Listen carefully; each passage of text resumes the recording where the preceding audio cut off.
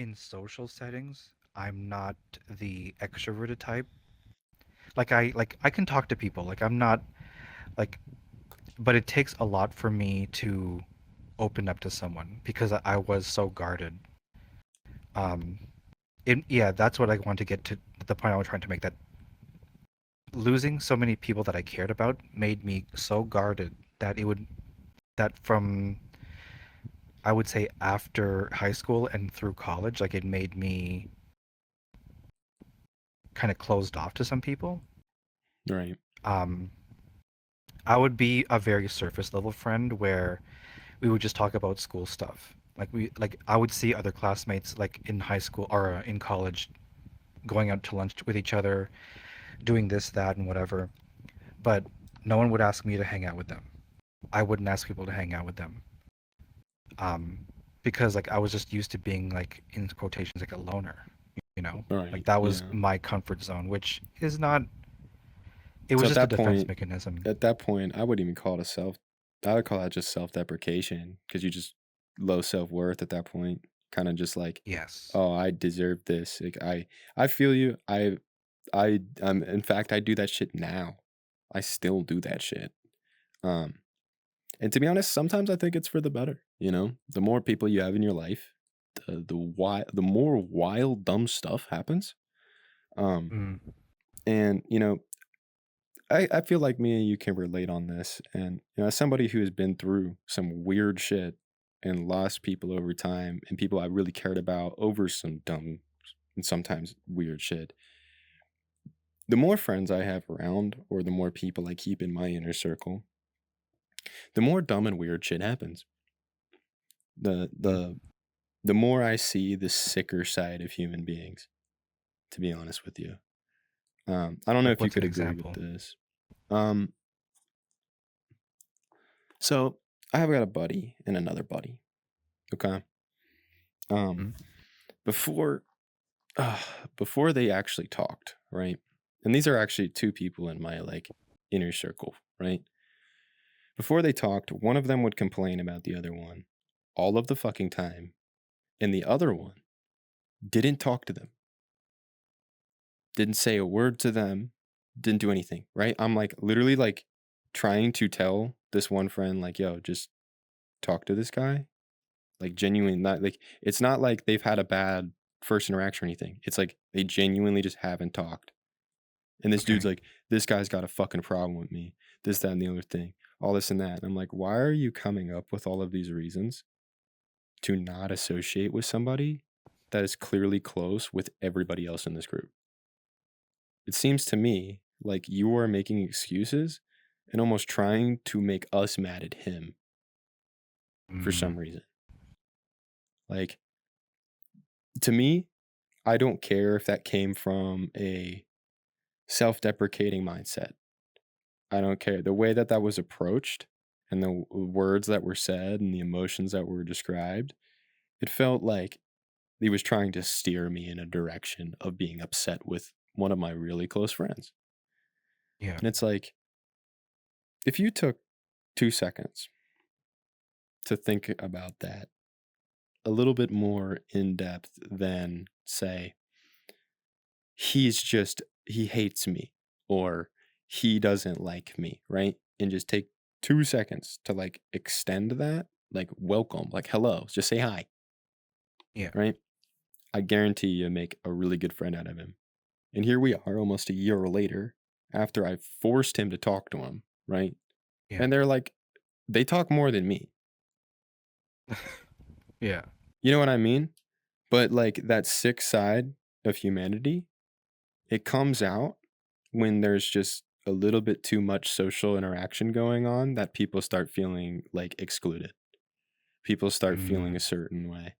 And then that's when you see like toxic behavior traits and how shitty people can genuinely be to each other in Yeah. something as simple as like your close friend circle. You know what I mean?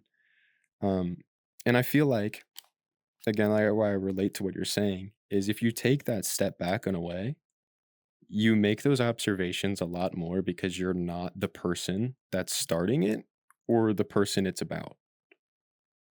You're just somebody watching this happen. You know Yeah. what I mean? Like, I've had shit, like, complicated shit happen in friend groups, and again, it's just, like, the lack of empathy or understanding sometimes that goes into, like, just maintaining that, like, group sometimes blows my mind. There's just like, that's kind of an example I could give to you without name dropping people that, like, I care about, you know what I mean? Like, Yeah. but that's a pretty good example where if I didn't actually tell him, like, "Hey, man, like, this is not as deep as you're making it out to be," I guarantee you, over time, it would have become, like, a stupid little bickerment, and we would have had to, like, separate them or, like, choose between hanging out with them and stuff because I know my one friend, and I know that's where it would have went. You know what I mean? Like 100%. So I wanted to make sure that that Right. shit was nipped in the ass before his like whole wrecking ball came through and destroyed it. You know what I mean? Like Right. 100%. And I know you feel that because I guarantee you there is sometimes good that comes out of these weird defense mechanisms that we build. There's a reason that we're still alive and we're still here today. We're still kicking, bro. You know what I Yeah. mean?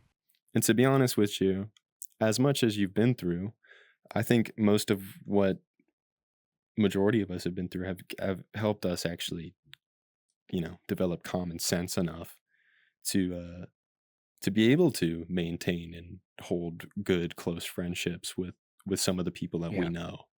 Um and I'd consider myself lucky at this point for having some of the experiences I've had even if they are bad. Um because hell man, like life would be boring if the bad shit didn't exist. The good wouldn't be as fucking good as it is when it hits. Some bars. 100% agree. Yep. 100% agree. Because like, okay, so like now that I've been more accepting of who I am, I can make friendships more authentically because I'm not necessarily hiding myself. Right. Like for example, like if I'm like for example where I work now, like I've been there for like 2 years. So when I first started there, like I didn't advertise my sexuality. Yeah. Like if people figured it out, they figured it out. I wasn't going to tell anyone. I wasn't necessarily keeping it a secret either. So if you figured it out or you found out, so be it. Like I didn't care. If you're gonna be my friend, is because like I'm just being myself now. And the friends that stuck around, those have been like one of like the more healthier relationships that I've ever had because like I'm being myself. I'm not putting on an act. I'm not putting on a mask. So I feel I had to go through that fire Right. of kind of like self-deprecating, being a chameleon to people. Like, and being a chameleon was so exhausting because you're really suppress like you think suppressing your emotions is just like suppressing your emotions, but it really takes a lot of energy to do that. To It really be does. It really does, and it's exhausting mentally more than anything. It makes And me then when it all tired. crumbles up, Makes me yeah, sleepy. exactly. Yeah. So now that I'm making more authentic friendships, it they're so effortless to maintain because they know who I am, you I know? feel you. I feel you on that. Yeah.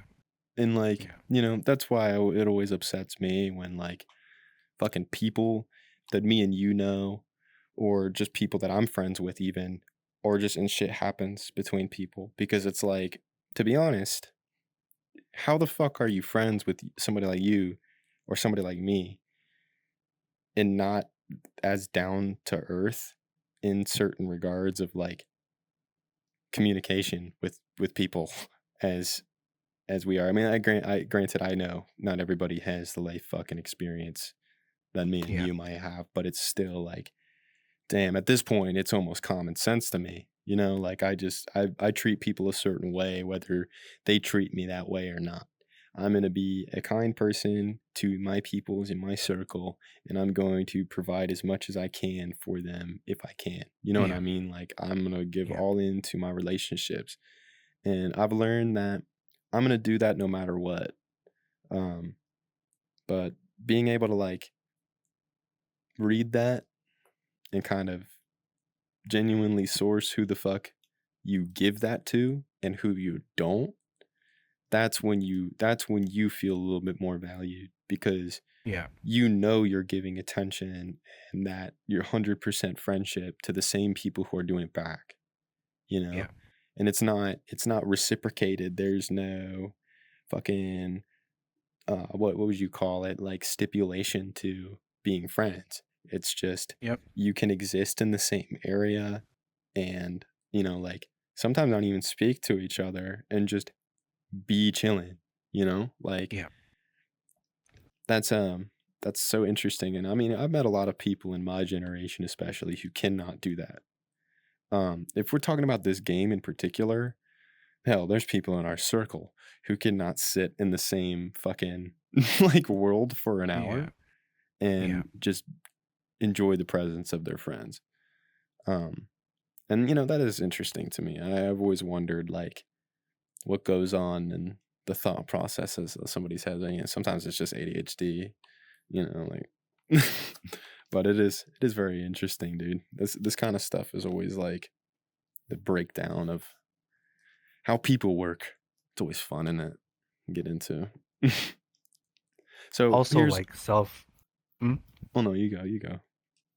Um, More in terms of like like learning about yourself. Like, for example, um,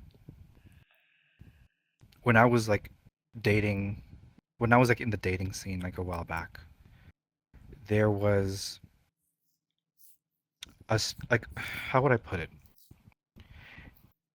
Even in a place where in the dating realm where like it's supposed to be inclusive, like yeah, you're gonna meet other gay people. There are little micro cliques where like I want only masculine men, I only want feminine men, or like there's Oh still yeah, division. Yeah. yeah. And like it took it took me a long time because like for example like I'll fully admit, like when I was younger, like I could not stand feminine dudes. But it was like a huge revelation for me when I realized why. It was because, and it goes back to like me suppressing myself. Those feminine dudes don't give a fuck about what people think about them. They're just going to act how they want.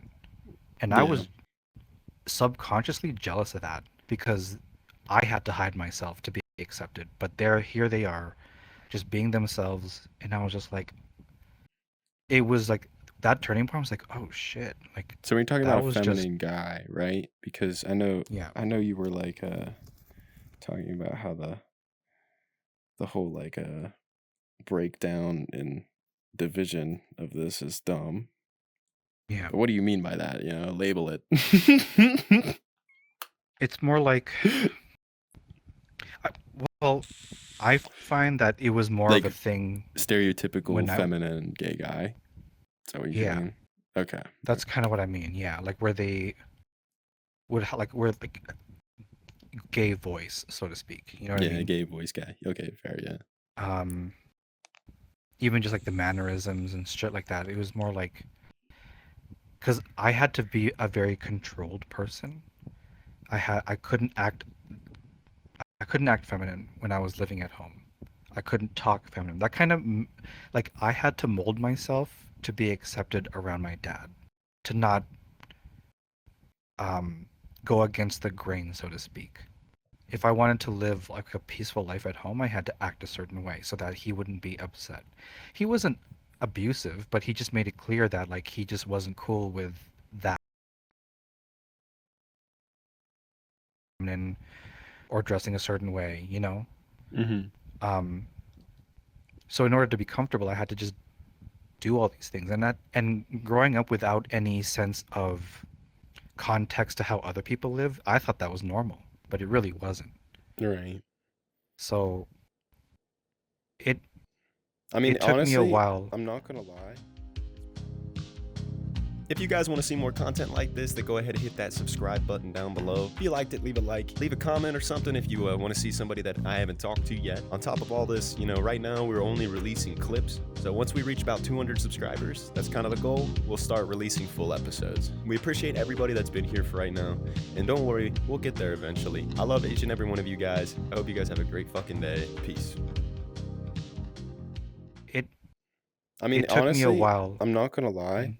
It's probably Mhm. more normal than some of the families we see in the modern age with some of this community. And we're not gonna get into it, but you know exactly what I'm talking about, where there is a little bit of like there is a little bit of control you want to have as a parent regardless. And I Okay. will say that's true. Um, but like when you're like looking at the modern side of the family, like there's people like I know that I went to school with that were like almost kind of peer pressured to be and act gay, like which blows Really? my mind. Um, because I don't think people talk about this a lot. Like I forget who I was talking to. It was this kid in high school I went to school with. I wish I could name drop him, but I probably shouldn't. Probably for the best. Um, he was like telling me that his mom divorced his dad, got married to a girl, and then his dad ended up over time getting married to a guy. So both of his parents were in gay relationships. And I Okay. was like, okay. He's like, well, then his sister is. And when his sister was exploring it, she got into the like whole LGBTQ side of things, which then kind of radicalized her certain side of family into that.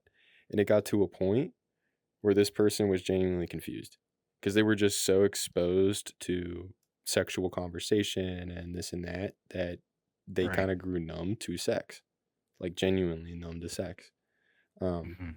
and it was interesting because you don't hear that very often, like you don't really ever hear the other side of that. But I think that there's always a good control, especially when it comes down to parental, like children, like a child being raised. Um, Now, like telling somebody like you shouldn't dress emo because I think it's dumb, like that's pointless. But Yeah. like obsessively talking about sexual orientation in the household is definitely also not probably like healthy for a developing child either. You know what I Right. mean?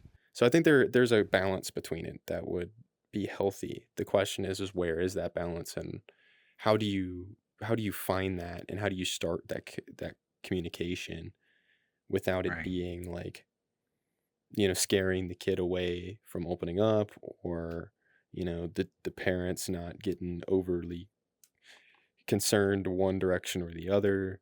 You know what I mean? Like, but we're at 2025, dog. So honestly, anything can happen. I think in the past, like what, 4 or 5, probably 8, 10 years, man, shit's just been slowly getting crazier in terms of like what is quote unquote socially acceptable and not. Um, Yeah. which I feel like is where a lot of people in your generation looking upon mine kind of always have that assumption that it's like, oh yeah, you guys view it differently, so it's like a little different for you guys growing up. Where it's like, I feel like that's really regional. I really do. Depending on where you grew up in the United States, especially, or in the Mhm. world, is really going to depend on your experience between like sexual acceptance or not. Um, like if you grew up in Kansas, right? In the Yeah. middle of nowhere, fucking Kansas, dude. Do you really think that, like the societal norms there are going to reflect, say, a modern day Manhattan? No. Probably not. And No. like, that's why I always kind of like, it's so hard to like really break these cases down and try to like overgeneralize them because they're kind of very like to the person to the region as generic as some of the problems can be. um like see like where did you grow up? See, like that might be a good thing to ask. Um, like region wise or just like how like what do you mean? Yeah, where'd you grow up? Like city, Yeah, state, everywhere? I grew up in a city called Etobicoke, which is like I would say half an hour away from Toronto, Canada. Okay, what do you think the population would be? Just take a guess. Mm, 300,000, give or take. Okay. I don't Okay. know. That's a So wild guess, and I could be completely wrong. that's fair. So it's a little smaller though. A little Yeah. smaller area. All right. So do you think that that would also have an influence on like your culture and the way that you were raised is just by being in a little bit more of quote unquote a conservative part of your like city or your Yeah. province or whatever? I don't know. I don't know Canada. Yeah. Like we were very like I grew up very like middle class, lower middle class, so to speak, I guess. Like we didn't have nothing, but we had just enough to get by, sort of like if that makes sense. Right. Cuz Um like I said growing up in Ohio, for quite a long time, I saw discrimination in terms of like clothing, personality type, and this and that. But you know, it was so yeah. generically early 2000s, late 90s, like popular kid, emo scene kid, fucking clique at that point, that most of the making fun of was coming from the opposite clique. Which, Mm, to be honest, with the exacerbation of social media throughout my lifetime, I just see like most of say like societal or like like what you want to talk sexual orientation stuff like that, all of that debate and all of the weird like arguments that come into it kind of stem from those cliques, and it's just been okay. exacerbated as it's slowly been like ramped up and fed to you through algorithms. You know what I mean? That like Yeah. we've gotten to this far. Like I don't know why I feel that way. It's just like I feel like it makes sense, you know? Like where it's to a point that you almost come to expect this kind of behavior from a certain crowd. Um Okay. Now like I can't speak for anybody that is younger than 25 really. Maybe a couple years or so cuz they had similar like high school careers and shit. But for the most part, like, that's how I always viewed anything like that. Like, if I looked at a certain person, I would look at somebody and I would say, like, oh, they're just a part of that group. They hang out with those people, blah, blah, blah. Yeah. But also, again, it's, you know, the early 2000s, everybody was characterized versions of these cliques that formed back in the day when you were in school, right? Yeah. Like the emo scene kids stuff, most people were trying to emulate the look of people that came from your generation in Yeah. my generation. And they Mm, took in my generation took it to an extreme degree.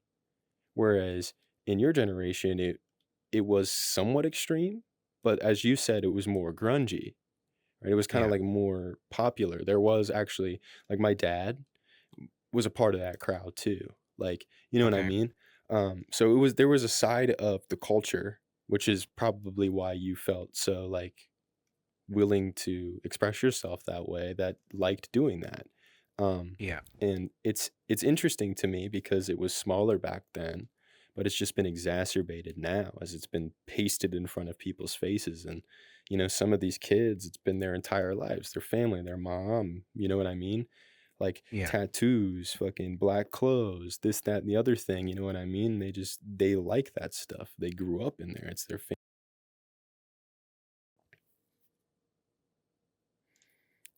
I mean, and like to be honest with you, there's just so many like there's so many ways I look at that, and I think that's why I believe the things I do, and I have the slight difference in perspective on some of the like situations in my life because Okay. I guarantee you if it wasn't for the fact that I could fact check my friends for where they're at, there would have been a lot more floating around my head as to why I'm not allowed to hang out with them. You know what I Okay. mean? But I would be more upset that they lied to me rather than, you know, like theorizing why I wasn't allowed to hang out. You know what I mean? And like, yeah, the social media side has a detriment because, you know, it's kind of fucking honestly, it's skewed some people's brains and made them wildly like trend chasing, right? Like there's people like that. But like the way that you can kind of like fact check throughout time, right? Like with social media is something very interesting as well. Like Oh yeah. if you could say like if you say you could go back in time and scroll through like your friends posting stuff, like how many of the friends that you disconnected with do you think would be posting stuff that's like anti-LGBTQ or like this, that, and the other thing that's genuinely getting at your community? Do you think there's a large amount, or does that sound a little unrealistic in today's kind of like day and age? I mean, I can think of one example that, like, in elementary school, I had this one friend, like, her and I became close friends right from, like, I would say grade 8, like grade 7, 8, and then up until 9, and maybe 10. Um, it was only until, like, so, like, she knew I was gay. We liked the same, like, music. We liked the same, like, we had crushes on the same, like, guys in the band, etc. We would kind of like gossip about that shit. And then, so, like, for the longest time, like, oh, I can actually be myself around her. I can talk about this stuff with her, and like she won't judge me and whatnot. And then it was only until like grade 10 where she said something like, whenever my time comes and I have kids, I hope they don't turn out gay. And I'm like, well, what? She's like, yeah, like, I don't think I could handle it if my son or daughter were gay. I'm like, So hold on, does so that is it? offend you? Does that It make did. you mad? Does it make It you mad did. now? Um, it makes me mad because I found out that she really wasn't really accepting of gay people. She just wanted a friend. I mean, is that accepting? Is that because honestly, she's not a mom, dude. She doesn't know that feeling. Like your mom said she knew you were gay, right? Yeah. My mom claims to, but honestly, my mom claims a lot of shit. So I don't believe that personally. I was Mm. dating girls for way too long. I dabble in guys. Audience, it's not that deep. But like, you know what I mean? Like, it's interesting Yeah. because she was like, "Oh, I always knew it," but I was never that like out of the sphere, right? Yeah. Um, I just think it's interesting because, Kevin Hart did get smeared for that. Remember when he made that joke and then it Yep. caught up with him? It was fine at the time, but now the time's gone on, it caught up with him. To be honest, like as somebody who explores my sexuality, I personally really wouldn't want my kids to be gay either. Like the only reason I say Really? that is because I would Mm-hmm. love my family name to continue, and I'm the only guy that can do that right now.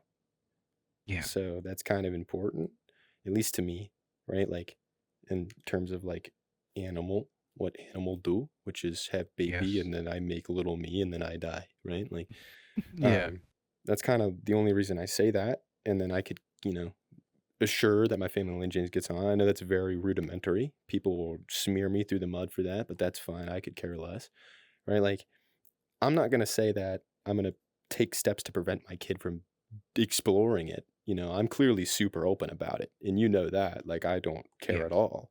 And Mm-hmm. but I still have that opinion. You know what I mean? So I find that intriguing. So like like besides her being like quote unquote not as accepting as you thought that she might be, what about her saying that hurt you? Like Because to me at the time, like, I perceived it as her hating gay people because she didn't want her kids to be gay. And I said, well, that's not something you can control. Like, if your kid is gay, like, they're gonna be gay. But and you would think that she'd be one of the people to like post like anti LGBT shit on like Facebook or something. probably not. See, I don't think so. that's what I'm getting at here. Whereas like I feel like social media has helped my generation kind of understand that like a lot of people like all this stupid shit that people say is for shock value or for Mm, comedy or for this or that. Whereas, like, before, when words actually meant something, right? When somebody would tell you something and that shit mattered, they'd fucking yeah. write you a letter and that was on paper. That shit mattered, not a text message. You know what I mean? Yeah. I feel Hmm. like that kind of lends itself to some of the disconnect, right? Between our generations. I think it definitely does. Um, Definitely. just because, like, again, the way I think comes from having some of these systems in my life to be able for me to, like, again, like, that's such a very similar situation, like, I've had people push me out of groups, and I was explaining to you the other day why I think that I've had that issue with certain people and certain things, which I'm keeping that personal to me. That's like my personal shit. But, like, I do find that extremely intriguing because, like, again, like, sometimes it is just personality types, but if you can't find a way to confirm or denounce your little theories and stuff you come up with in your head, you can drive yourself Mm, crazy trying to figure out the reason, like, what is wrong with me, or what is, and I feel like there's a lot of single guys who feel this way about dating in the modern age too, where they're like, they try and Pulling out the coupe at the lot, Tony fuck 12, fuck SWAT, buzzing all the bells out the box. I just hit a lick with the box, had to put the stick in the box. Pour up the whole damn seal, I'ma get